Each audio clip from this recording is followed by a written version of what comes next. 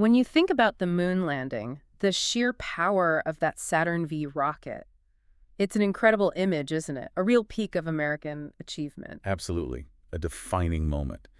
But the story behind how we got there, specifically the expertise involved, well, it's tangled up in something much darker. That's what we're digging into today, Operation Paperclip. It's this stark contrast, this paradox of victory right after World War II. Exactly. You had the Allies, very publicly, holding the Nuremberg trials, prosecuting Nazi leaders for, horrific crimes, genocide. Behind the scenes, a totally different operation was underway, clandestine. Completely. The U.S. government was actively recruiting some of those very same individuals, the scientific and technical elite of the Third Reich. So for this deep dive, we're really aiming to unpack that. We want to dissect let's call them the moral, the legal, the political knots the U.S. tied itself in, all in the name of, national security and getting ahead in the Cold War. We're talking about a systematic effort, bringing over 1,600 German and Austrian specialists to the States between roughly 1945 and 1959. And the initial push, the real spark for this, it came from a kind of shock, didn't it? Oh, absolutely. As Allied troops moved into Germany, they started finding technology that was, frankly, leagues ahead of what they had expected. Like what specifically? Well, the big ones were the V-2 rocket, a true ballistic missile, and the Messerschmitt 262, the first operational jet fighter. Plus, pretty advanced chemical and biological weapons research. Just suddenly there's this fear, like we're behind. A very real sense of a technological gap, yeah, and a dangerous one. The feeling was, we need this knowledge, this expertise, urgently. Which leads to these early efforts, even before the war officially ended, this idea of intellectual reparations. Right. You had units like CIOS, the Combined Intelligence Objectives Subcommittee, right, and the American All-Souls Mission. Their job was basically to go in right behind the front lines. And grab what? Just equipment? Equipment, yes. But crucially, documents, blueprints, patents, and the people. Find the key scientists and engineers. Initially, the justification was tactical. Maybe find something to help finish the war against Japan faster. But then came this almost accidental, totally pivotal moment in March 45, the story about the toilet at Bonn University. Yeah, it sounds unbelievable, but it's true. An Allied team found these scraps of paper literally stuffed down the toilet to hide them. And these weren't just random scraps. No. They were pieces of the Ausenberg list. Werner Ausenberg had compiled this list for the Nazi regime. It was basically a directory of their most critical scientific minds. A pre-vetted shopping list for talent. Pretty much. Yeah. And guess who was right there at the top? Wernher von Braun. Wow. So finding that list, it really shifted things from just grabbing info to something bigger. It absolutely catalyzed a change in thinking. Major Robert Staver, the guy who found the list, was part of Operation Overcast initially, which was more about interrogation. Just questioning them. Right. But Staver quickly realized, reading documents isn't the same as having the actual brain power, the hands-on tacit knowledge, especially for something as complex as rocketry. You needed the people themselves. Exactly. So he sends this urgent message back, the Staver-Holmes telegram, May 22nd, 1945. He's essentially pleading, we need to evacuate 100 of these top scientists and their families, now. And his justification was still the Pacific War. At that point, yes. But we also have to remember the agency of the scientists here. They weren't just passive pawns. What do you mean? Well, von Braun and his core team, they actively dodged the Soviets, dodged the French. They made a very calculated decision to surrender specifically to the Americans. Why? Pragmatism. They figured the U.S. was the only country with the resources, the money, the industrial might to actually let them keep building their rockets. Their big dreams needed big funding. And then, boom, the war ends in August 45. Does the justification change again? Immediately. Overnight, it pivots. The new rationale, the one that really fuels Operation Paperclip as it expands, is denial. Keep this German expertise away from the Soviets. The Cold War had begun, even if it wasn't fully declared yet. So Paperclip gets the official, albeit secret, green light. President Truman signs off in 46. Yes, secret approval for up to 1,000 specialists. But, and this is absolutely crucial, Truman included a very clear condition, a moral line in the sand. Which was? His directive explicitly, unambiguously forbade recruiting anyone found to have been more than a nominal participant in Nazi Party activities or an active supporter of Nazism or German militarism. Okay, so that sounds like a pretty strong safeguard. No hardcore Nazis allowed. That was the clear intention from the top, yes. The commander-in-chief laid down the law. But we know how this story goes. Many of the most valuable scientists, particularly in rocketry and aviation medicine, were deeply involved. So how did the agencies on the ground handle Truman's directive? Did they just ignore it? It wasn't just ignoring it. It was more like systematically undermining it. This is where the Joint Intelligence Objectives Agency, the JIOA, comes in. They were the ones running the nuts and bolts of the program. And where the name paperclip came from, right? Literally clipping pages. That's the story, yeah. Clipping the dossiers of the priority scientists. But their real critical function, arguably, became figuring out how to get around Truman's prohibition. So what did they do when they found a file, say, for a brilliant engineer who also happened to be flagged as an ardent Nazi? Well, instead of rejecting the candidate as the directive required, the JIOA and elements within military intelligence like the OSS made a choice. They decided to, and this is documented, eliminate or whitewash incriminating evidence from the security files. Wait, whitewash? They actively altered the records. They altered records, removed incriminating documents, rewrote summaries. They essentially laundered the histories of these individuals to make them look clean enough to pass the scrutiny, even though they knew the truth. That's not just bending the rules. That sounds like active defiance of a presidential order. You could absolutely call it a form of bureaucratic insurrection. Military and intelligence officials basically decided that their perception of national security trumped the president's explicit moral and legal directive. They made the call themselves. And the irony here is just staggering, isn't it? While one part of the U.S. government is doing this. Another part, very publicly, is running denazification programs in occupied Germany, trying to purge former Nazis from positions of influence.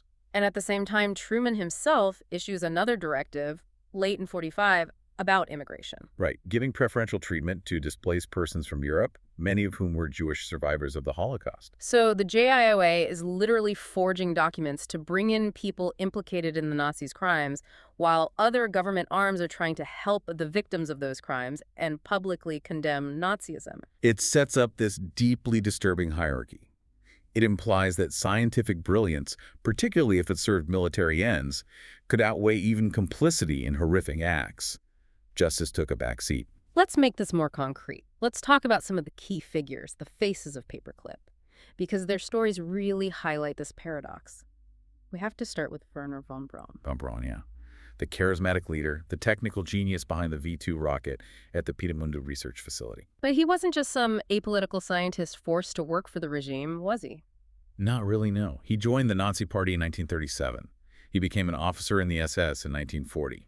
Now, he later claimed this is just expediency, necessary to continue his work. But the involvement went deeper, especially concerning the V-2 production. Yes, absolutely.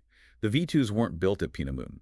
They were mass-produced underground at the Mittelwerk factory, using slave labor from the nearby Dora Mittelbau concentration camp, which was the sub-camp of Buchenwald. And von Braun knew about this. Declassified documents leave no doubt. He was aware of the horrific conditions. There's evidence he personally visited Buchenwald to select skilled prisoners for work at Mittelwerk. He was directly implicated in the use of slave labor. Yet, in America, a total transformation. Complete reinvention. The JIOA and military PR worked hard to craft this image of him as the brilliant, charming, forward-looking scientist solely dedicated to space exploration.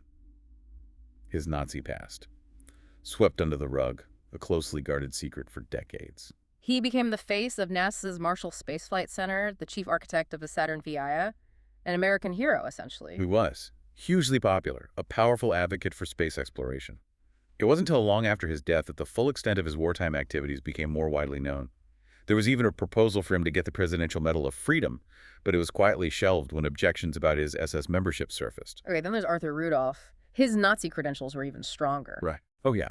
Rudolph was an early party member, joined back in 1931, very committed, and his wartime role was extremely problematic. He was the operations director at Mittelwerk. The factory director, overseeing the day-to-day production using that slave labor. Precisely. He was right there, managing the place where an estimated 20,000 human beings perished. They died from starvation, disease, beatings, executions, all while building the V-2s. That number, 20,000 dead, building the rocket, it's hard to grasp. And you mentioned earlier, that's more than the number killed by the V-2 attacks. That's the horrifying statistic. More people died making the weapon than were killed by it. It really underscores the moral cost embedded in the technology itself. But Rudolph, despite this direct operational role in that horror, his record was also cleaned up. Scrubbed clean by the JIOA. He was deemed too valuable to lose. So he comes to the U.S., works on the Army's Pershing missile program, and then, incredibly, becomes the project director for the Saturn V moon rocket program at NASA. The man who ran Middlework helped build the rocket to the moon. He even got NASA's Distinguished Service Award. He did. For a long time, his past was buried. But his case is one where there was eventually a reckoning. How did that happen? Persistent journalists, and then, crucially, the Justice Department's Office of Special Investigations, the OSI, which was set up in the late 70s, specifically to find and prosecute Nazi war criminals living in the U.S. They investigated Rudolph. And they found Overwhelming evidence connecting him directly to the atrocities at Middlework, including recommending the use of prisoners. Faced with prosecution and likely deportation, Rudolph agreed to renounce his U.S. citizenship in 1984 and left for Germany. He was never formally tried there. a delayed, perhaps partial justice, and there were others, like in aviation medicine. Yes, Hubertus Strohhold is a key example. He was director of the Luftwaffe's Institute for Aviation Medicine. He became known as the father of space medicine in the U.S. for his work on spacesuits, life support, really foundational stuff for the astronaut program. But his wartime work involved Complicity in truly barbaric experiments conducted at the Dachau concentration camp. Things like testing human endurance in low-pressure chambers, simulating high altitudes until the victims died, freezing experiments on prisoners. Strohhold knew about this research. Documents confirm his awareness. Did he face consequences? Not during his lifetime, really. The reckoning was posthumous. He was eventually removed from the International Space Hall of Fame in 2006, and an aeromedical library, named in his honor at Brooks Air Force Base, was renamed back in 1995 after protests. And it wasn't just rocketry and medicine, right? This pattern extended to other fields. Absolutely. It shows how systematic this was. You have Kurt Blum, head of the Nazis' biological weapons program. He was actually tried at Nuremberg in the doctor's trial, but acquitted. Just months later, he was interviewed by the U.S. Army Chemical Corps about bioweapons and hired. And Otto Ambros. Ambros was a chemist, the director at IG Farben, the company that made Zyklon B gas. He co-invented sarin and tabun nerve gases. He was convicted at Nuremberg for mass murder and slavery related to IG Farben's Buna plant at Auschwitz. Convicted at Nuremberg. Yes, served a short sentence, then was quietly hired as a consultant by U.S. chemical companies and even the U.S. Department of Energy. The willingness to overlook horrific pasts for perceived expertise was just pervasive. So the moral cost is undeniable, horrifyingly clear. But let's talk about the payoff. From the perspective of winning the Cold War, did Paperclip deliver? Was it, in that narrow sense, a success? If you judge it purely by Cold War metrics, by technological and military advantage gained, then yes, undeniably it was a massive success. How so, specifically? Well, militarily, the impact was almost immediate. The von Braun team took their V-2 knowledge and directly developed the Redstone missile for the U.S. Army. Which was significant because The Redstone became the first missile capable of carrying an American nuclear warhead stationed in Europe, a huge strategic asset. They also developed the Pershing missile later on. In aeronautics, German swept-wing designs brought over through Paperclip fundamentally changed American jet fighter design, allowing planes like the F-86 Sabre to compete with Soviet MiGs in Korea and eventually break the sound barrier consistently. And the biggest prize, the space race. Paperclip was absolutely fundamental. The V-2 was the progenitor of all large ballistic missiles and space launch vehicles. By bringing over von Braun's entire team, their institutional knowledge, their experience, the U.S. basically got a decades-long head start in large rocketry. So you draw a direct line from the V-2 to Apollo. Absolutely. The Redstone rocket, which launched America's first satellite and first astronaut, was a direct descendant of the V-2. And the Saturn V, the moon rocket itself, was the ultimate evolution of the engineering principles and the team that started at Panamundi and Middlework. There's no Apollo program as we know it without Paperclip. But that success comes with that inescapable taint, the poison chalice, as you called it. Precisely. The Saturn V is a monument to human ingenuity, but its technological lineage traces directly back to a weapon built by slaves under horrific conditions. That fact can't be erased. The foundation is stained. And beyond the technology, Paperclip had this institutional effect too, didn't it? It sort of normalized the idea that national security could justify almost anything. It did. It embedded this principle deep within the military and intelligence communities, that secrecy and perceived necessity could override laws, ethics, even direct presidential orders. And it involved decades of active deception, hiding the truth about these scientists' pasts from the American public. When did the truth start to come out? When did the reckoning begin? It was a slow process, really starting in the 1970s. Investigative journalists started digging. Books were published, like Linda Hunt's work.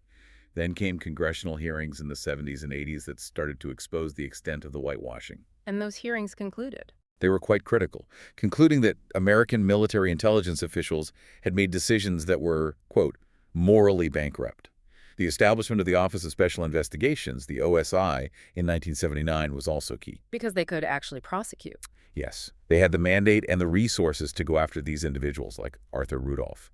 His case, even though it ended with him leaving rather than a trial, was a powerful symbolic admission that a line had been crossed, that the price paid for expertise had, in fact, been too high. So, wrapping this up, Operation Paperclip, it's impossible to label it simply good or bad, isn't it? Absolutely not. It's deeply gray. It undeniably delivered a decisive edge in critical Cold War technologies, culminating in the moon landing. But that victory was bought by subverting American laws, betraying stated values of justice, and integrating individuals deeply complicit in Nazi atrocities into the highest levels of U.S. science and military programs. It leaves us, and you, the listener, with this fundamental, uncomfortable question. Can national security, even an existential threat, ever truly justify granting immunity for crimes against humanity? And can truly spectacular ends, like walking on the moon, ever fully wash away the moral horror of the means used to achieve the foundations of that success? It forces us to confront that difficult nexus of scientific brilliance, ambition, and ethical responsibility.